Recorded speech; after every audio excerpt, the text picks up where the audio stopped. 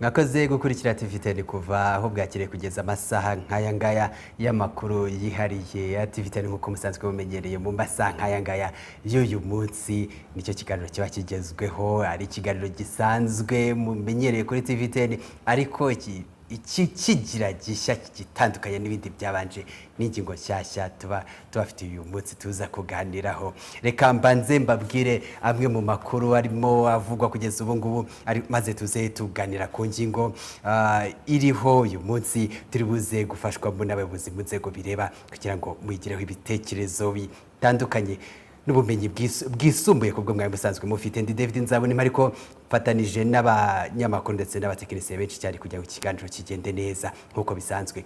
Tutanye tubabwira ko igipolisi cy'u Rwanda cyakoresheje miliyari 2 z'amafaranga y'u Rwanda mu kwezi kumwe ko nyine ayo mafaranga igipolisi cy'u Rwanda cyakoresheje mu bikorwa byo gufasha abaturage.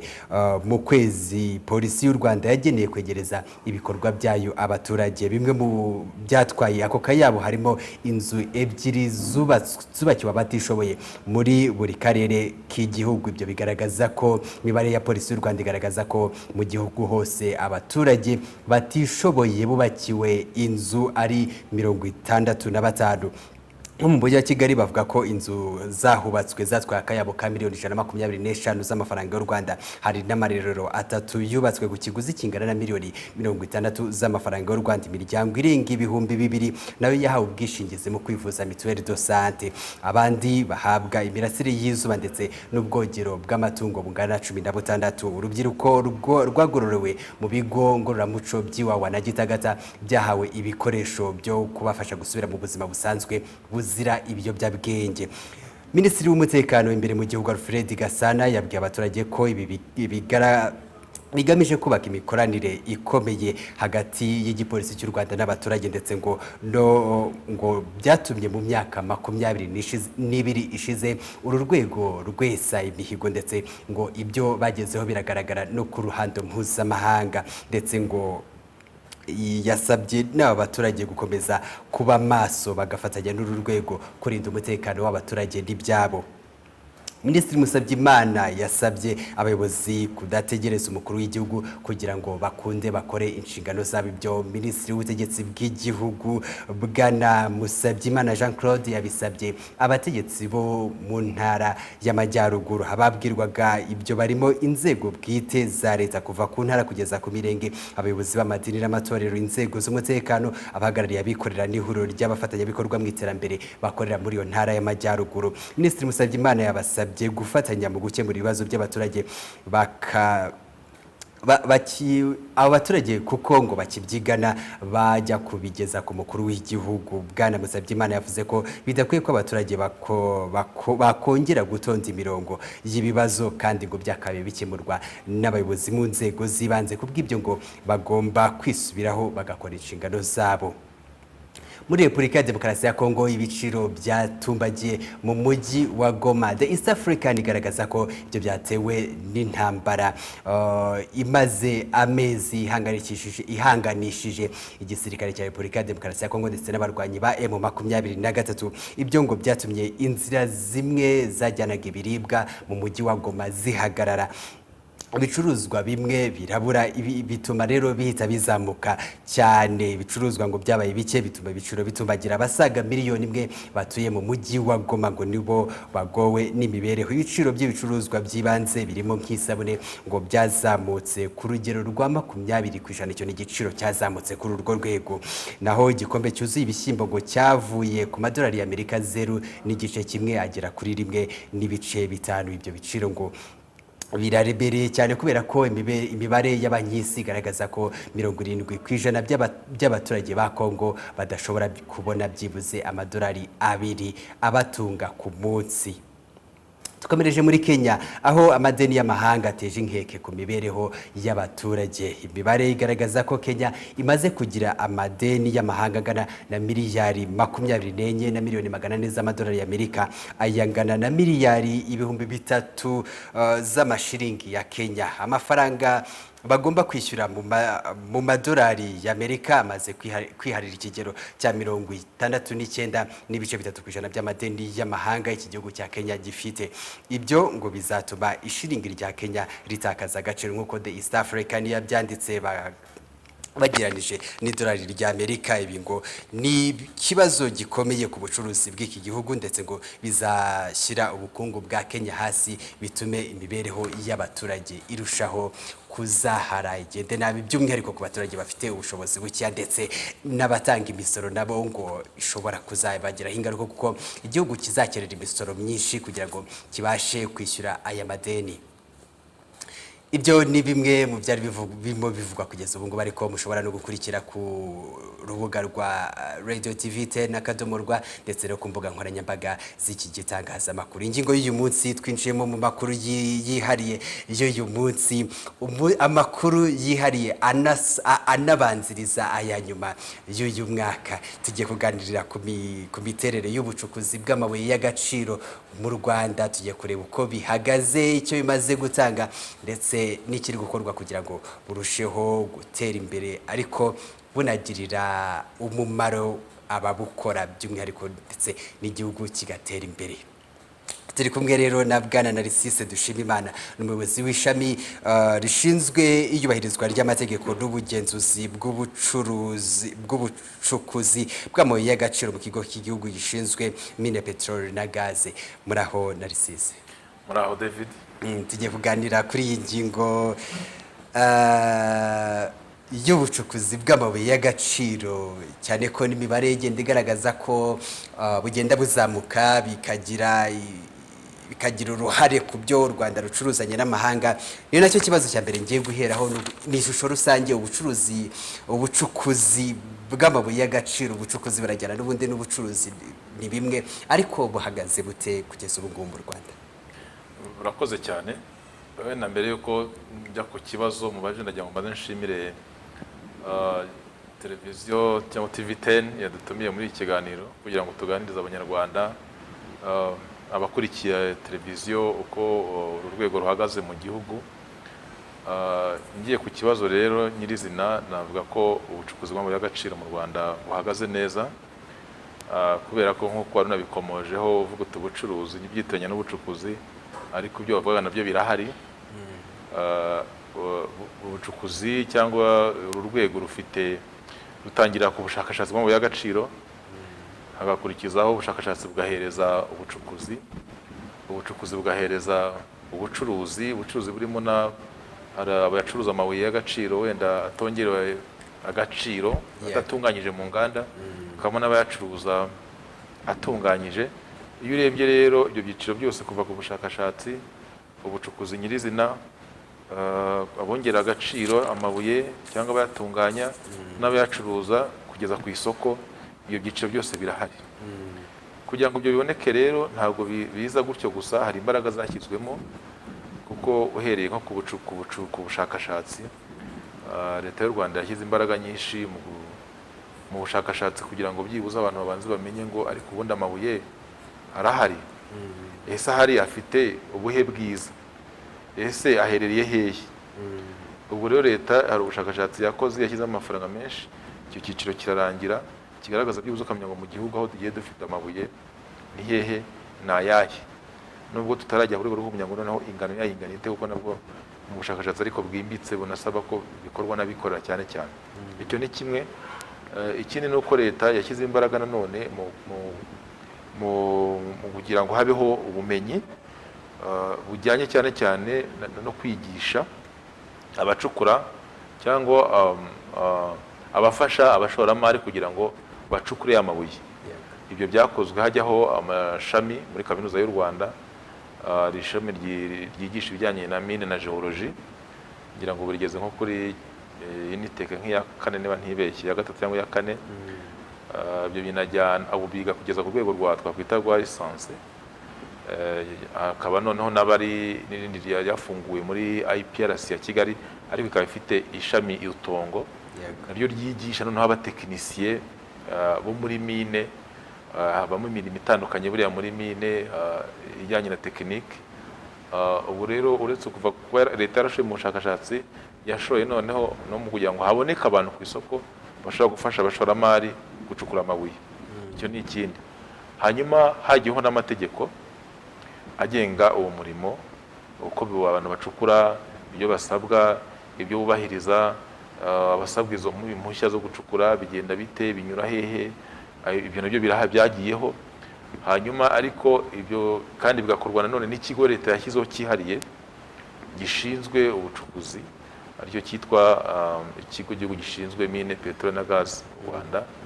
Kikaba gifite noneho uretse kugishyiraho gifite n'abakozi bahagije kuva ku rwego rw'igihugu kugeza ku rwego rwa buri karere.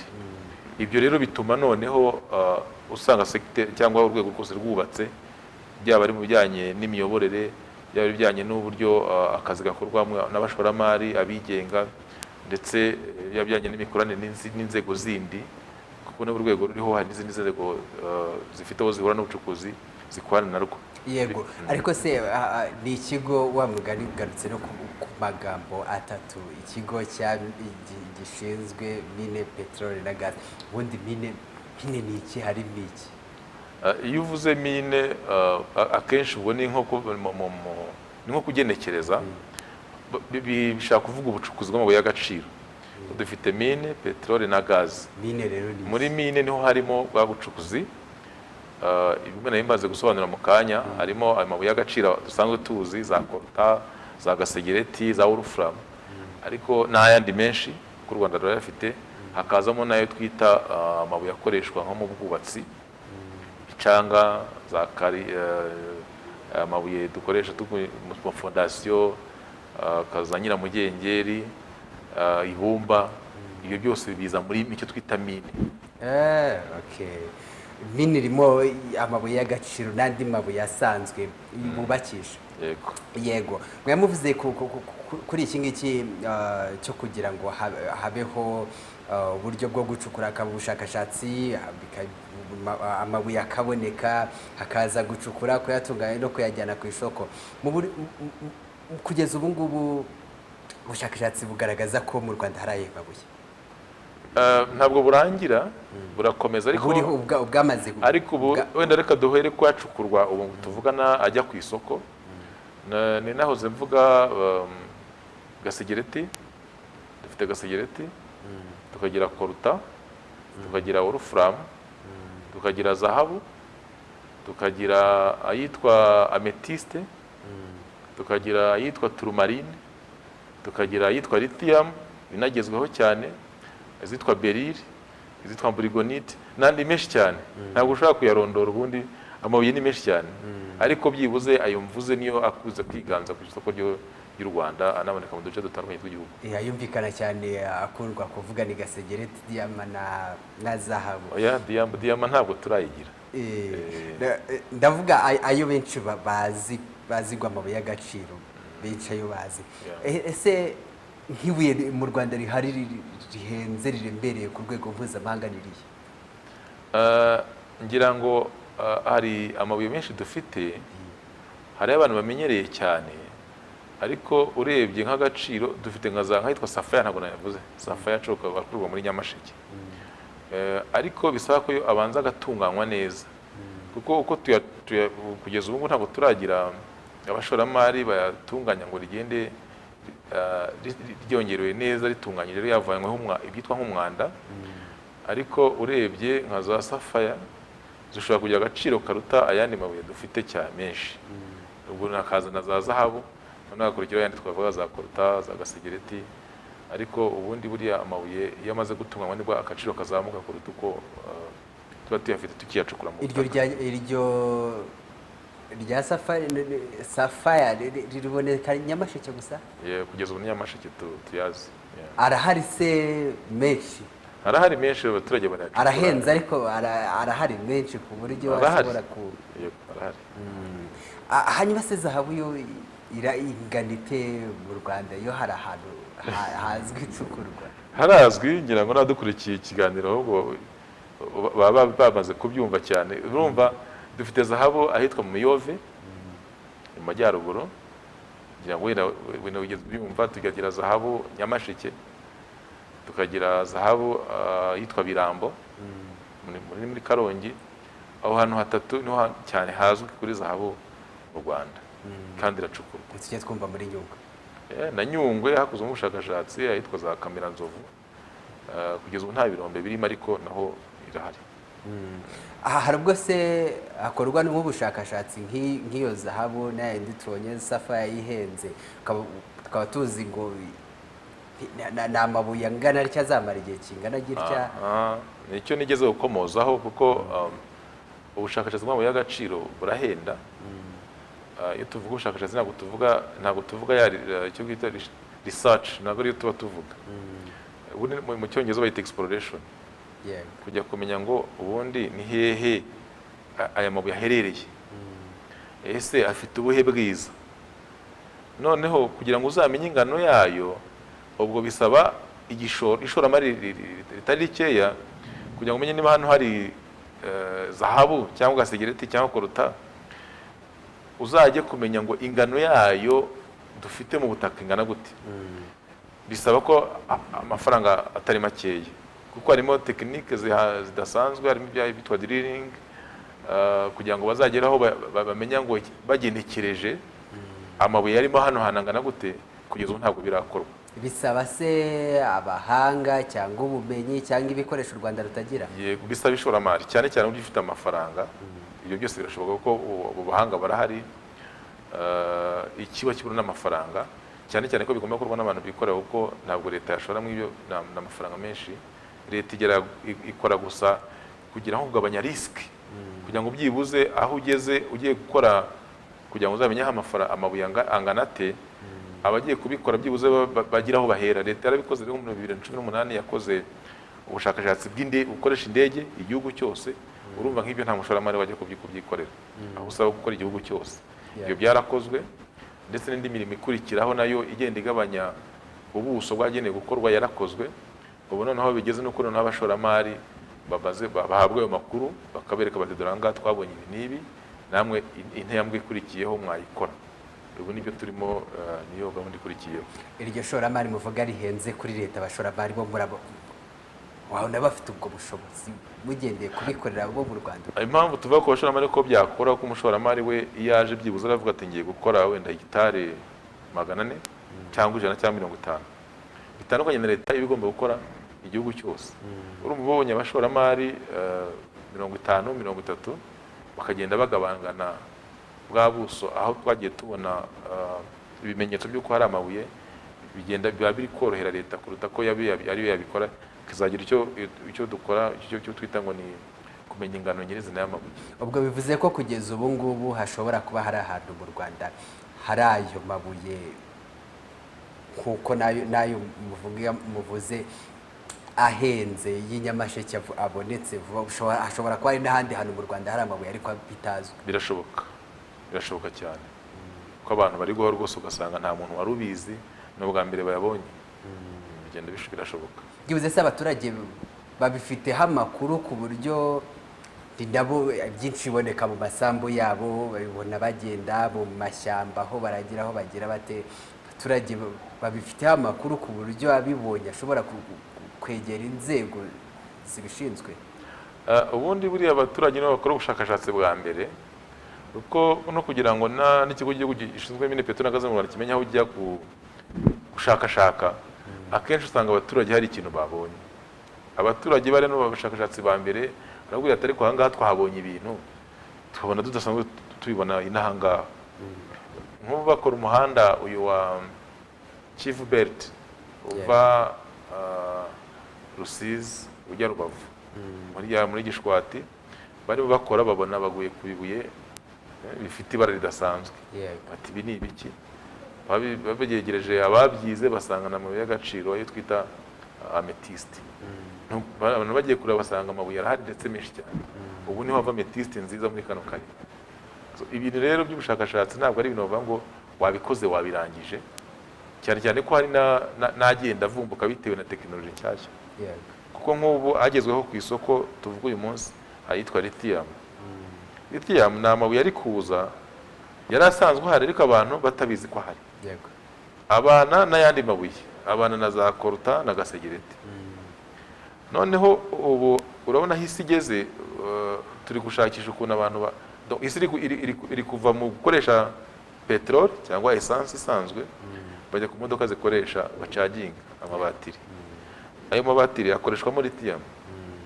Lithium bamaze kubona ko ariyo ikenewe, bajya gushaka ahantu babasanga ibana na ya mabuye yandi twavuze. Twari tumaze imyaka myinshi kuva mu Rwanda, shukuye kuva mu 1930. Lithium nta muntu wigeze ayimenya, nta no wigeze ayitaho. Ariko iyo usubiye ku misozi yacu aho ducukura niwo mwanda wavaga muri mine. Ubu niyo abantu bari kugenda gusura inyuma kujya gutoratora aho katakaye. Ubumva rero ko uko iminsi igenda yicuma, ikoranabuhanga rigenda riza n'ibyo abantu bakenera. Nibyo bituma abantu bakanguka bakamenya ko hari ahantu turebe ibire ibyo ari byo.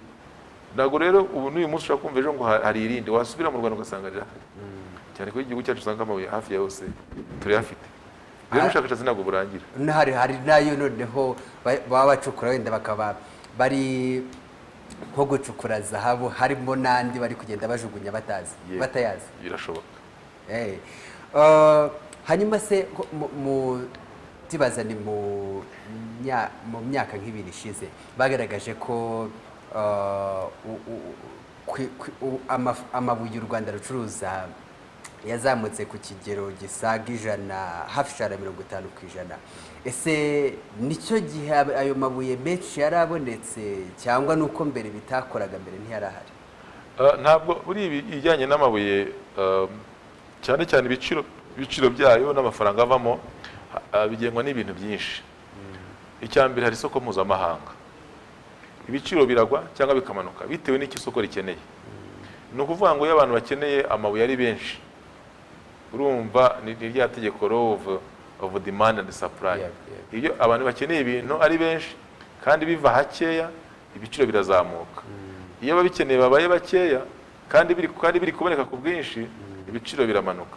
Twebwe rero iyo ibiciro bizamutse nibwo twunguka, kubera ko ubwo abafite amafaranga bashyira imbaraga mu kugira ngo umusaruro ube mwinshi, noneho nibyo tugurisha bikaba byinshi, amafaranga akaboneka. Nko mu myaka ishize twagize ikibazo cya covid ahantu henshi yagiye ihagarika ibikorwa. Twebwe mu Rwanda iyi sector ntabwo twahagaze. Muri ko ni imwe mu bikorwa guverinoma yemereye gukora bwa mbere na mbere. Icyo gihe rero twagize amahirwe kuko ahenshi abandi batakoraga, twe turakora. Dukoze umusaruro no ku isoko bimera neza, aho inganda zitangiye kongera gufungura basanga abandi ntibakoze, twebwe twarakoze. Aho ngaho bituma amafaranga aba menshi. Icyo ni kimwe. Ikindi nuko ubu guhera ngira ngo mu myaka nk'ibiri ishize gasegereti iva mu Rwanda yose igenda, ntabwo ari yose, igice kinini kiba gitunganyije. Ntabwo iba ari matière première nk'uko isanzwe itavanyweho umwanda. Hari uruganda rwa Karuruma rutunganya iyo gasegereti. Iyo ugiye kugurisha gasegereti itunganyije, ntabwo ubona igiciro kimwe n'uwayijyanye idatunganyije. Ibyo rero byazamuye imibare.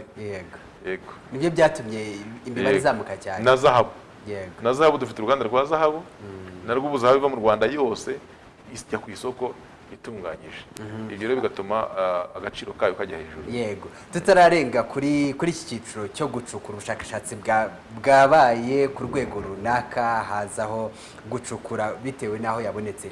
Tutarava kuri iyi ngingo, reka tubanze tujye mu byo abaturage baganirije mugenzi wacu ukorera mu burengerazuba bw'u Rwanda, avuga ko hari abaturage bo mu murenge wa Cyato bavuga ko hari abacukura koruta, zahabu na gasegereti mu buryo butemewe, bikagira ingaruka zirimo n'ubwiyongere bw'ibyobo ahantu hatandukanye, ndetse n'impanuka za hato na hato zihitana ubuzima bw'abatari bake. Reka tubyumve mu byo baganije mugenzi wacu Jean Dodier Ndayisaba. kubera ko nk'ubu hari amayira menshi bagenda bica ukabura umuntu inzira unyuramo kandi hari bumwe akayira wanyuramo bagomba kuzenguruka imisozi ngo utaza guhaba ukagwa mu mwobo. Ni karumbete ni ugucukura ngo uhera na hepfo hose mu cyaro ubona ko bahangiriza abandi gucukura no hepfo na hose haracukuye, hose haracukuye. Iyi kuko nyine umwana wacu kuba ari umwana waza gutyo ngo aje gutora urukwiye akagwa mu mwobo, dufite impungenge igihe abana baje gutashya ugasanga nyine dufite impungenge zikomeye kubera imyobo bagenda bacukura hirya ibisimu mu mashyamba. Ubu no mu mashyamba hose hose harimo imyobo bagenda bacukura batega amazi ugasanga zadumbura nyinshi gatuma abaturage bagira impungenge nyine zikomeye. Uwo amazi baba bagiye batega mu misozi akamyoka akarenga kamera nk'ikivu akarenguka ugasanga yangirije ibintu byinshi, umuhanda ukangirika ugatengagurika nuko amazi agaca rero. Kubona muri cyato hariya nta kindi kibatunze na amafaranga yo mu binombe. Ubwo rero bajyamo haheruka kugwamo abana babiri b'abasore b'abagabo bakurikiranye babahambiye rimwe b'umugabo umwe. Ubwo rero yacunze kandi nanone ntabwo barorera kubera niho babona ubushobozi bwo kurya. Iyo batagiyeyo aremera kigomwa kandi wakoze mu kinombe ntabwo yaza gukora kwa bino ntibyakunda. Nuko nari numvishe ngo kinombe bagomba kugifunga. Kibazo cyo kirahari kuko nk'ubu imvura iragwa bakayinjiramo bakajyamo uwo bimanukiyeho ubwo akabaragisha.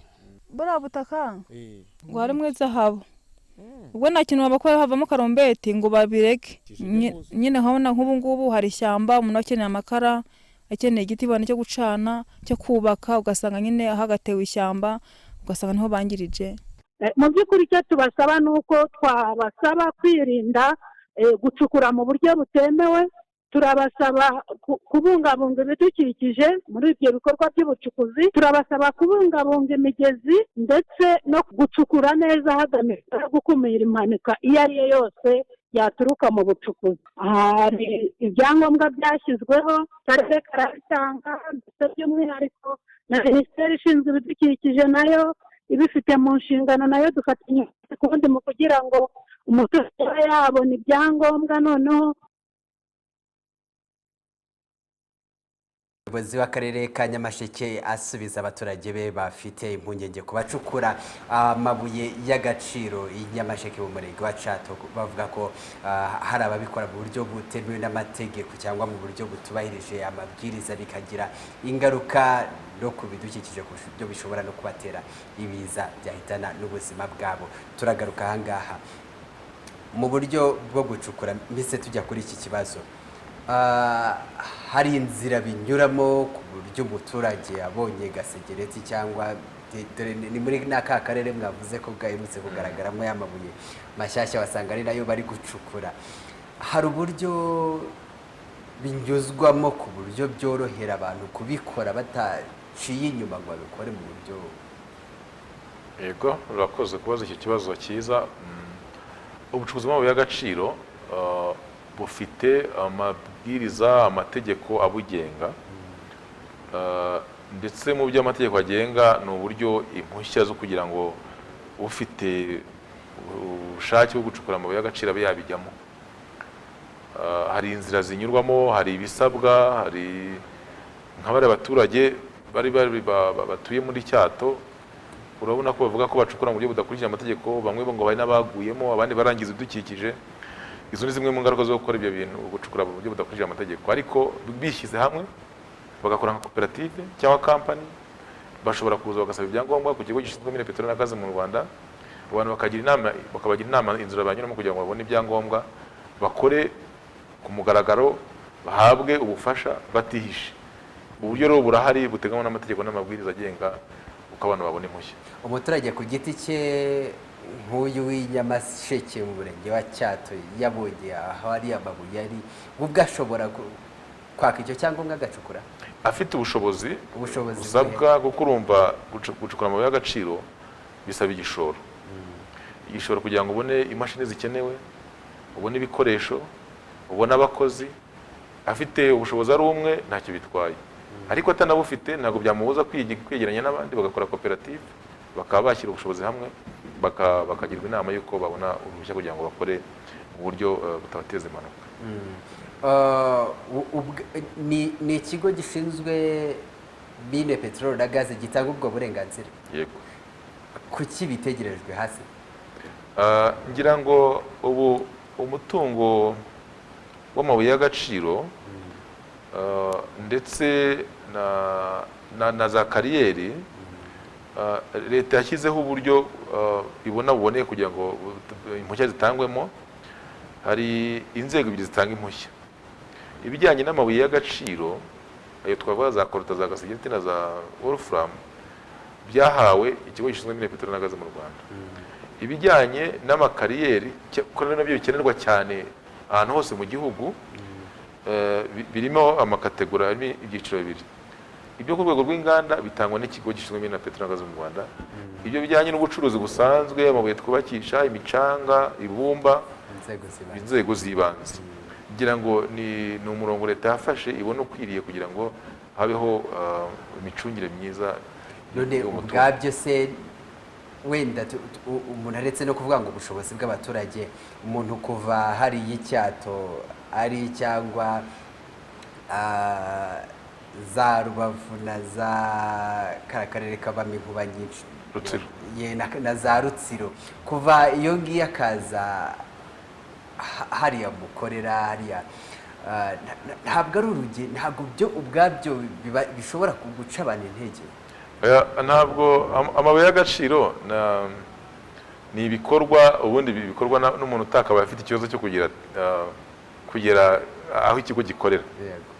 Kuko uramutse wabona kugera aho ikigo gikorera ari imbogamizi, mu by'ukuri ntabwo waba uri ku rwego rwo kuba washora mu mabuye y'agaciro. Hari gahunda nubwo yaba n'uwishoboye nawe ushobora gusanga afite n'ibindi bikorwa byinshi ku buryo kumufata umunsi wo kuza hari busabwa ibyo yuzuza akongera agasubizayo, ko ari ya gahunda ya leta yo kwegereza abaturage serivisi. Ibyo ntabwo byari gushoboka ko mugira umuntu hari ahegereye abaturage ku buryo bamusanga aho ngaho, wenda byaba na ngombwa akaba yazamuka akaza i Kigali yamaze gusobanurirwa ibyo agomba kuzana. N'ubundi uko bivuga niko bimeze.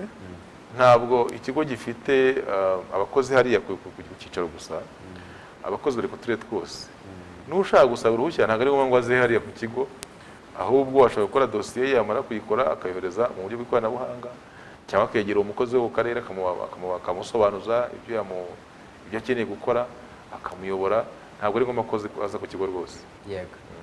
Ubundi bisaba iki nk'umuntu udukurikiye wenda wahariya ku cyato n'ahandi nk'aho bafite urano urugero rumwe twabonye, hashobora kuba hari n'ahandi nk'uko bigenda binagaragara. Ese bisaba iki? Icyo bisaba ni uko ubu hari gahunda y'uko ikigo gitangaza ahantu kibona hashobora kuba amahirwe yo kuba haba umushinga mwiza. Wenda kugira ngo gisobanure neza ni uko mu myaka ishize iyo umuturage yabaga yibereye nk'iwe mu rugo akabona amabuye ku irembo, yahitaga yandika akabaruwa mu gitondo ati nabonye amabuye aha ngaha ndagira mu burenganzira nyacukure. Ibyo byaje kubyara ingaruka z'uko twasanze mu gihugu hose abantu baragize impushya nyinshi, ariko baraba mu buryo bwa business, ugasanga aho babonye amabuye ntabwo ari amabuye yabyava mu mushinga ufatika.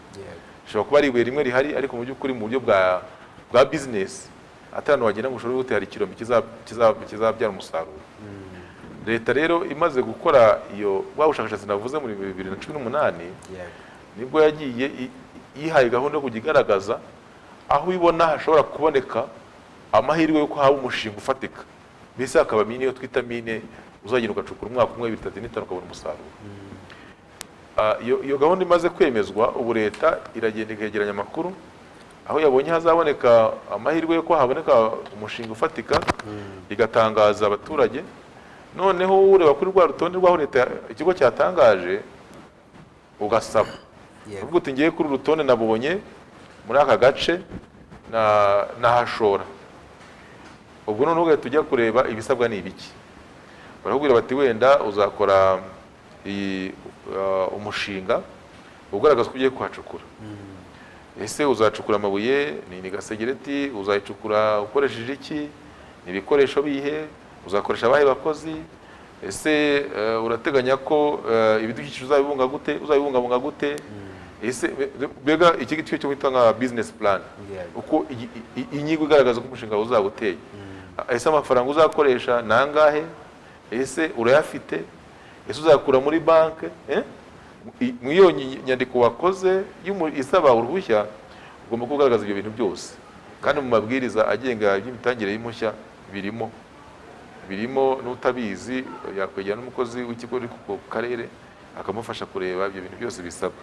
Noneho hari icyabanje no kumenya ngo aho ugiye gusaba ni hehe, kuko wamaze gutangaza urutonde uhitiramo, ugaragaje noneho n'uburyo uzakora umushinga. Nge nawe nituhurira ku hantu hamwe turi babiri, hari komite hariya mu kigo isuzuma ikareba ngo abantu basabye hano ni batatu, ese David aravuga ko azakora ibi n'ibi n'ibi n'ibi n'ibi, Narcisse aravuga ko azakora ibi n'ibi n'ibi n'ibi n'ibi n'ibi, bakicara nka komite bakareba ariko turabona David ariwe ufite umushinga mwiza kuruta Narcisse. Nuko David bakamubwira bati wowe rero twasanze umushinga wawe ari mwiza, hantu wasabye urahahawe. None se aba bantu baba kambyitire gutsindira isoko cyangwa kwemererwa gukora, bafite nibo banayitunganyiriza bakanayajyana ku isoko? Yego, iyo umaze kubona uruhushya rw'ubucukuzi bw'amabuye y'agaciro, hari uburenganzira ugenerwa n'itegeko, harimo kuba kubaka nk'amazu akenewe aho ngaho, biro, aho abakozi bahindurira imyenda, aho bika ibikoresho, aho bika umusaruro. Ariko ikindi gikomeye cyiza ni uko wa musaruro wabonye uhemerewe kugenda kujya kugurisha ku isoko kugira ngo ubone amafaranga, uhembe abakozi, ugure ibindi bikoresho, nawe uniteze imbere. Ku isoko hari aho se bagurisha imbere mu gihugu leta akaba ari ibijyana cyangwa ari nabo babijyanira hanze? Hano i Kigali hari tubita amakontwari, hari amakontwari hano agura amabuye y'agaciro, ariko unafite umusaruro uhagije wanajya kugurisha no hanze aho ushaka. Uburenganzira buba busesuye ku muntu ufite icyangombwa kugurisha aho ashaka, imbere mu gihugu cyangwa no hanze yacyo. Ubwo noneho leta iba yabivuyemo iyo umuntu yamaze kwemererwa gukora, ubwo ibisigaye ni imirimo ye. Leta icyo ikora ni ugushyiraho korohereza umushoramari, kugufasha kubona ayo makuru y'ibanze, kugufasha kubona nawe bayagurerega, bahabwa ibyangombwa na leta.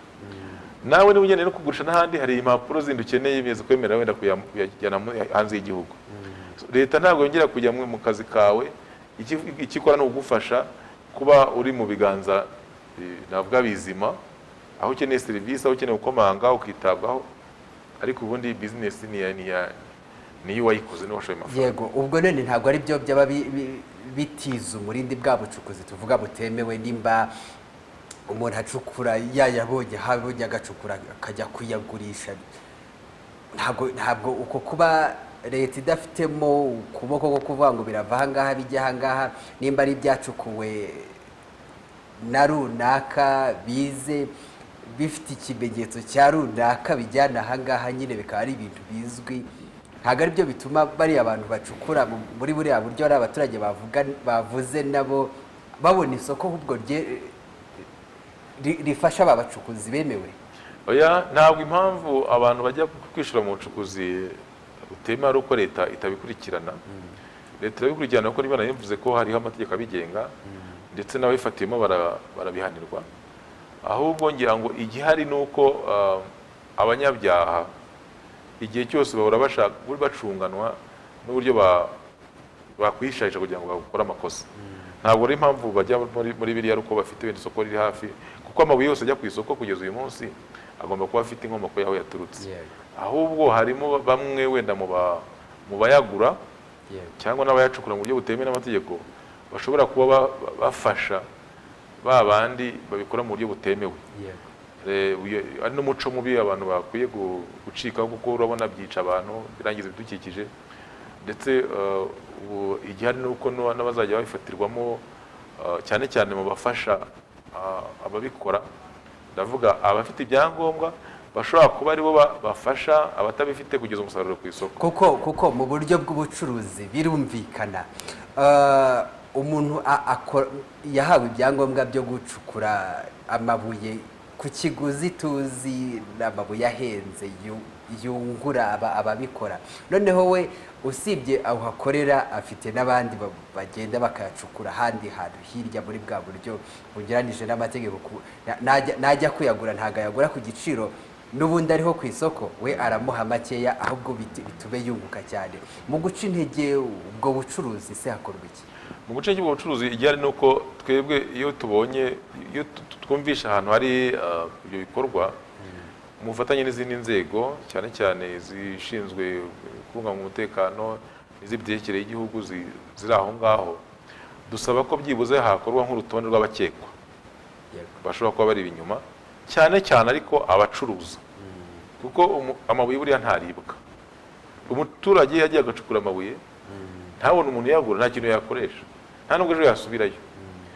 Turi gushyira imbaraga mu kureba guca intege abayagura, kuko cyane cyane abazana amafaranga hari aho bitangiye kumenyekana ko abantu bafata amafaranga bakava i Kigali bakajya mu byaro bakayashyira mu baturage bati mutuzanira amabuye.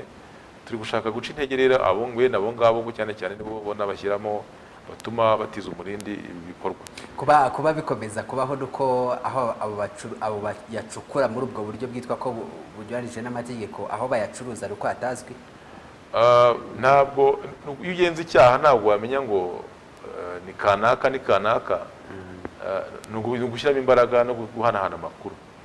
Ariko kugeza ubu ngubu ndetse nanavuga ko umubare ugenda ugabanuka, kuko tumaze iminsi ibi tuvuga hano turabivuga no mu nama zitandukanye. Igihari no gufatanya abacuruzi ndetse n'abacukura kugira ngo duce intege ibi bikorwa bitemewe, cyane cyane ko amabuye ubundi mu Rwanda hari gahunda yitwa traceability, kumenya ngo amabuye yavuye ku kirombe cyane. Ubu rero niyo turi gushyiramo imbaraga ngo tujye tumenya ngo aya mabuye wayaguze nande. Nidusanga mu mabuye waguze harimo atagaragaza aho yaturutse, ubu tureta tumenya ko yavuye n'ubwo bucukuzi butemewe. Icyo kimenyetso ninde ugishyiraho? Gishyirwaho n'abakozi, hari abakozi b'ikigo gishinzwe PETROL na gaze mu Rwanda, ndetse n'andi masosiyete yigenga akora uwo murimo. Harimo ubufatanye rero hagati y'izo nzego zombi. Bagishyiriraho ku kirombe aho yacukuriwe cyangwa aho yatunganyirizwa? Kirombe. Hari bijya ku kirombe cyane cyane yacukuwe, abakozi bajya kureba aho yacukuwe basanga hari bagashyiraho ibimenyetso. Ariko birashoboka ko umuntu ashobora kwihisha cyangwa abakora amakosa ntiwamenya imitekerereze yabo. Muye yacukuye akaba harimo yanayavuye hirya handi uriya mubyeyi yavugaga. Ibyo rero byo dushaka guca intege kugira ngo dusanga mu by'ukuri amabuye yawe harimo n'ayavuye mu bucukuzi butemewe, kuba bafatirwa ingamba, cyane cyane ko urakora mu buryo bwemewe ufite ibyangombwa. Ariko niba utangiye kujya noneho utiza umurindi n'abacukura mu buryo butemewe, urumva ko ibyangombwa uri kubikoresha nabi. Ubu niho turi gushyira imbaraga kugira ngo tumenye ngo ariko ubundi muri kano gace ko dufitemo umuntu umwe ufite uruhushya, abaturage bacukura amabuye aha ngaha bayashyira hehe? Nidusanga rero wa wundi nawe arimo yarijanitse muri ibyo bikorwa, ubwo urumva we biroroshye kumufata, kuko cyane cyane akoresha ibyangombwa yahawe n'inzego zifite uburenganzira. Ese ikirombe kimwe kibamo ubwoko bumwe bw'amabuye? Hashobora kubamo menshi. Yego. Ushobora gusanga harimo imvange ya gasegereti na koruta. Ubwo nibwo nagiye guhita nibaza nti umuntu aramutse acukura ikirombe kirimo zahabu mwajya kubona mukabona azanye n'ubundi ibintu bifunze harimo na za korota n'ibiki byose ashobora kuba yakuye muri ba baturage. Nagiye kuvuga ngo gishobora kuba ari ikimenyetso, ariko birashoboka ko nacyo kitafata. Ushobora gusanga minirimo amabuye atandukanye. None se ubwo ntashobora no kuba harimo ubufatanye bw'abatanga ibyo bimenyetso nabo bacukura mu buryo bwemewe? Kamubwira ati ayangaya akaba yamaze gushyiraho ibyo bimenyetso, ariko akaba ndi yaje naye akamubwira ati ngwino ushyirireho. Ntabwo mbona cyo ubufatanye bwaba bugamije, cyane cyane ko ufite amabuye ahamagara uza kumushyiriraho ibimenyetso, kandi amuhamagara amabuye ari muri stock. Ntabwo rero mbona ubufatanye cyo bwaba bugamije, kuko ntabwo bacukura hahagaze. Baramutumira bati turashaka kujyana amabuye ku isoko yacu, ejo uzaze dushyireho ibimenyetso. Akagenda akareba ko amabuye angana, akareba ibikorwa kuri site uko bingana aho ngaho, niba ari ishoramari ririmo, niba ari imashini niba umusaruro wariyongeye, akareba icyatumye wiyongera.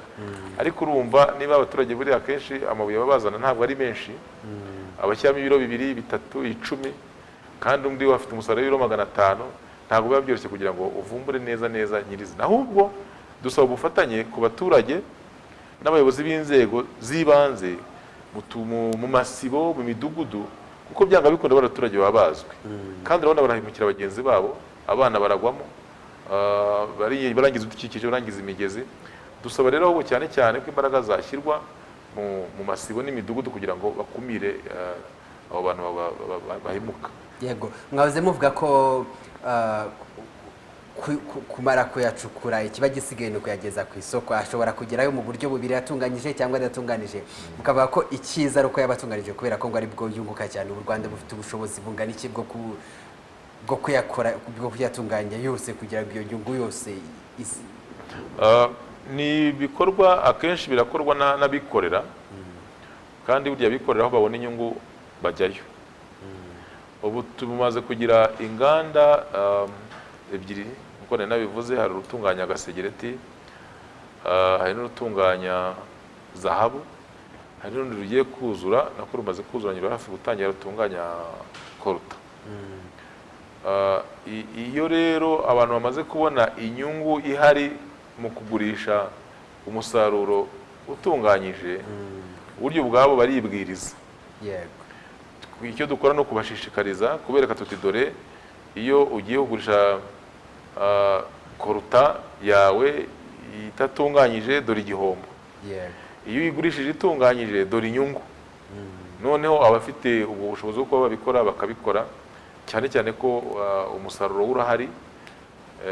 Ariko turanishimira ko ubwo nk'izi nganda zose tuvuga zigiye mu myaka itarenze 3 kuko niwo murongo leta yafashe, tugeza kwenda no mu myaka iri imbere n'abandi bazagenda bafata baboneraho n'andi mabuye hari, bakagenda bayashyiraho inganda ziyongerera agaciro. None ko bisa naho uko muba mushishikariza abikorera kuyatunganya kugira ngo babone inyungu nyinshi, ko bisa naho ahubwo bamubakangurira kubikora nk'inyungu zabo, kuki ahubwo bitashyirwa muri ya mabwiriza y'umuntu uje gucukura nyine, kubera ko ni inyungu z'igihugu. Kuki ayo mabwiriza yo atajyamo ngo nimba uje ukeneye bya bindi byose mwavuze, ariko noneho ukaba unafite n'ubushobozi wenda buyatunganya ku rugero rungana gutya? Baje ikibazo cyiza cyane. Turacyafite ikibazo kijyanye n'ubucukuzi bwabyo nyirizina, kuko nabwo ntabwo burakorwa ku kigero cyifuzwa. Navuze ko bisaba ishoramari, bisaba ibikoresho abantu batarabona, bisaba ubuhanga abantu bataragira buhagije.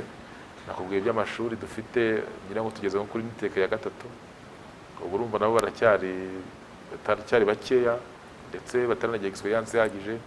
Kuba wahita usimbuka rero ukava noneho tugiye mu kongera agaciro amabuye, ngira ngo waba wipashije umupira muremure. Nese babura ntabwo n'ubundi nabo bahari, ntabwo ari agahato, ni inyungu, ni business opportunity babona. Dutekereza ko uko iminsi igenda yicuma, ibirombe bimaze kuba byinshi kandi bikora neza, umusaruro ukamara kuboneka wari mwinshi, bakabona inyungu zihari mu Rwanda kuruta kujya gushora mu bindi bihugu. Ibyo ngibyo ubundi leta n'ikibishinzwe ni ugushyiraho uburyo bworohereza abashoramari kugira ngo baze bashore, noneho za nyungu bavugaga iyo umushoramari yungutse na leta irunguka. Kuko leta ibyo ireba yo iri gufasha abashoramari ni nk'ibintu nka bingahe. Ariko hari abakire bareba bakavuga ati jyewe ayo nungukamo yarahagije, ariko mu buryo akoramo bukaba bushobora kuba buhombye igihugu, ariko we yabona ntacyo bimutwaye, akavuga ati ngiye ndunguka umubare runaka mu bintu yarahagije, nyamara ibintu byakabaye byunguka aya ngaya n'igihugu kikunguka. Ntabwo hakenewe icyo gitsure cyangwa iryo jambo kirimo. Twatangiriye ku bucukuzi. Ku bucukuzi buradukiramo harimo ibyiciro 3. Harimo mine ntoya, mine iciriritse na mine nini. Izo zose zigiye zifite ibiziranga n'ibyo basabwa. Iyo tumaze kubona wari muri mine ntoya, tukabona hari ukuntu ibintu bigenda bizamuka neza, amafaranga aboneka, umusaruro uboneka, turakwegera tukagusaba ko wajya muri mine iciriritse. N'uwari muri mine iciriritse twabona imyaka maze n'umusaruro nuko ibintu bigenda neza, tukakugeza tukakubwira ko noneho uruhushya ukeneye ni rwo kujya muri mine nini ukwiye kwimuka ajya mu wundi nk'uko akunda mu mashuri twimuka kujya mu kindi cyiciro rero nibigera kuri za mine nini izi ngizo twita mini nazo tuzagira tubabwira ariko ibyo gucukura gutya gusa ntabwo bihagije urabona kubona umusaruro mwinshi uhagije ukawujyana hanze turasaba ko washyiraho noneho byibuze n'uruganda ukagira icyo wongera ariko byose ni urugendo ntabwo ari ibintu byaza mu gitondo kimwe uvuge ngo muhite muhindura mutya bisaba kubona uherekeza abantu ubona ibigenda bihinduka bigeze kuri urwo nabyo tuzabireba tubone ko nabyo twabikora yego ese mu buryo bwo gufasha no gukangurira abaturage gutanga ayo makuru kugira ngo we ahite yumva ko agiye kujya kuyacukura ahubwo atange ya makuru tuzi ko hari nk'ikigo hano mu Rwanda gisaba abaturage gucunga umutekano reka nkivuge ni RDB nk'abaturiye pariki ibyo parike yinjije bakagira urugero runaka bakagenera abaturage ku byinjijwe n'iyo pariki umuturage utanze aya makuru agenerwa iki ku buryo bishobora guhita abyumvamo inyungu kuruta guhita kujyamo agateza bya bibazo by'ibidukikije no kugorwa no kuyabonera isoko naho hari umukoro wo guca intege iryo soko abona umuturage afashwe iki kugira ngo yumve ko icyambere ari ugutanga amakuru kuruta we gufata isuka n'agafuka birakoze cyane hari icyemezo inama y'abaminisitiri yafashe cy'uko 10% by'umusaruro leta ikura mu mabuye y'agaciro bigomba gusubira inyuma bikajya gufasha abaturage baho amabuye acukurwa cyane cyane hari ibirombe ubu n'umurongo wafashwe ngira ngo n'amafaranga yatangiye gutangwa binyuze muri Minisiteri y'Imari n'Igenamigambi nayo ikanyuza muri RODA ikareba uturere imishinga bafasha kugira ngo abaturage baturiye ibirombe babone inyungu ikomoka ku bikorwa bikorerwa iwabo ariko amafaranga aracyari makeya kuko urwego rwiyubaka ni nako amafaranga azagenda yiyongera kugeza ubwo n'abaturage batangira kubona ngo aya mafaranga arakomoka kuri biriya bikorwa biri hariya atangiye no kumva ko afite inshingano yo kurinda iyangizwa ry'uwo mutungo ariko gahunda y'irahari yaranatangiye ngira ngo bimaze kujya nko mu turere nk'icumi urumva ko biracyari ku rwego rwo hasi ariko uko secteur uko ibikorwa bigenda bizamuka abashoramari baba benshi umusaruro wiyongera ni nako leta nayo igenda ibona byinshi bikomoka muri ubucukuzi nayo ikagira uko igenera abaturage kugira ngo biteze imbere yego reka noneho tujye muri babandi bacukura mu buryo bwemewe bakoresha kimwe mu basaba no kugira abakozi ari ubuzima bw'abari abantu ko bakora akazi gasa n'akarimo ibyago byinshi byo kugirira impanuka ubuzima bwabo umukoresha ategekwa ko bugomba kuba bimeze bite ngira ngo kimwe mu bisabwa unarebye n'itegeko rigenga ubucukuzi bw'amabuye y'agaciro mu Rwanda nuko uwahawe uruhushya afite inshingano yo kwita ku buzima n'umutekano by'abakozi aho harimo ko bagomba kuba bafite ibikoresho by'ubwirinzi ibyo bambara ingofero turinda ivumbi urusaku aho ruri imyenda itwikira umubiri imyenda zo kwambara ku ntoki inkweto icyo ni kimwe hari uko abakozi bagomba kuba bafite ubwishingizi apana bwa bwo kwivuza ahubwo bw'impanuka kugira ngo igihe haramutse habaye impanuka abantu bagire uburyo barengerwa kugeza ubu ngubu abakora muri urwo rwego tuzi ko hari igihe bajya basurwa musanga byose byuzuye ntabwo ari 100%, ntabwo ari 100%, ariko nabyo navuga ko bigeze ku rwego rwiza kuko byibuze uko abashoramari mw'iyi mirimo bazi ko nta mukozi ugiye kujya muri mine adafite ubwishingizi bwa assurance y'impanuka. Ikindi bazi ko nta umukozi ukwiye kujya mu kazi adafite ibikoresho by'ubwirinzi. Ariko icyo ni kimwe. Noneho tujye aho bakorera umutekano mu kazi. Ntabwo twavuze uburyo bw'imicukurire uzi ko ahenshi n'ubundi waragiye mu birombe simbizi ariko ahenshi usanga bacukura mu buryo bunyura mu nda y'isi. yego aho hantu hagombye kuba hateye ku buryo harimo umwuka, hagomba kuba harimo urumuri, hagomba kuba hagendeka. yego So, ibyo rero ibyo nibyo ikigo gishinzwe imina peteroli na gaze mu Rwanda gishyiramo imbaraga kugira ngo niba ugiye kohereza abakozi mu nda y'isi aba ari ahantu nawe nk'umushoramari ushobora kugenda. iyo atabikoze bigenda bite? Iyo atabikoze turahafunga, tukavuga tuti ahantu harafunzwe, ntabwo uzongera kuhakorera ushaka umusaruro igihe cyose utarakosora ibi n'ibi n'ibi n'ibi. Yego, ikibazo kibanziriza icya nyuma n'amasaha yagiye, hari icyo twavuze mwavuze muti ntabwo byemewe ko umuntu wahawe ibyangombwa abikoresha nabi agura amabuye y'abacukura mu buryo butemewe. Ikindi muti uwo mukoresha watsindiwe uruhushya cyangwa ibyangombwa agomba kumenya umutekano w'abakozi be. Ibyo muravuga ngo ikirenze icyo nticyemewe, iyo cyabaye bigenda bite? Iyo cyabaye itegeko riteganya uko bigenda, kuko itegeko riguha uburenganzira rikaguha n'inshingano, ariko rikanavuga ngo dore ibintu bitagenze uko byakabaye bigenda, icyo nicyo dushaka kureba. Dore ibihano, hari ibihano birimo ibyo mu rwego rw'amategeko cyangwa ibyo twita ibihano byo mu rwego rw'ubuyobozi, hakaba n'ibihano twakwita penali binyura mu nkiko. Ibinyura mu rwego rw'ubuyobozi harimo guhagarikirwa uruhushya mu gihe kingana iki, biterwa n'uburemere bw'igomba gukosorwa. Igishoboka cya nyuma ni ikihe? Kugeza ubu ngubu twebwe ntabwo dufata amezi cyangwa iminsi, turavuga ngo ibi birahagaze igihe cyose utarakosora. Abo byagizeho ingaruka? Ubwo uravuga ubu ashobora kuba yarakoresheje abantu badafite ibyangombwa, ko badafite ubwishingizi. Iyo kutagira ubwishingizi byabagizeho ingaruka. Aho tuhagarara, kutagira ubwishingizi byagizeho ingaruka, wenda tuvuga yagize gukomereka cyangwa agapfa, ibyo bihita bikuzaho ku mutwe kurumva ni abantu bakoresheje badafite ibyangombwa, bijya muri birenga ibyo guhagarika uruhushya, bijya mu nkiko, bijya mu nkiko. Hanyuma se iyo yafashwe, aramutse afashwe yaguze amabuye bigenda bite? Ubwo nawe uruhushya no kuruvanaho, kuko urumva iyo ufite uruhushya ugomba kugira aho ugura hazwi. Ntabwo ujya kugera gushakisha mu baturage, ujya no kutiza umurindi abakora nabi. Dusoza mu magambo makeya, guca intege cyangwa guhagarika ubu bucukuzi butemewe buragirwamo uruhare cyane n'abangaba bafite ibyangombwa.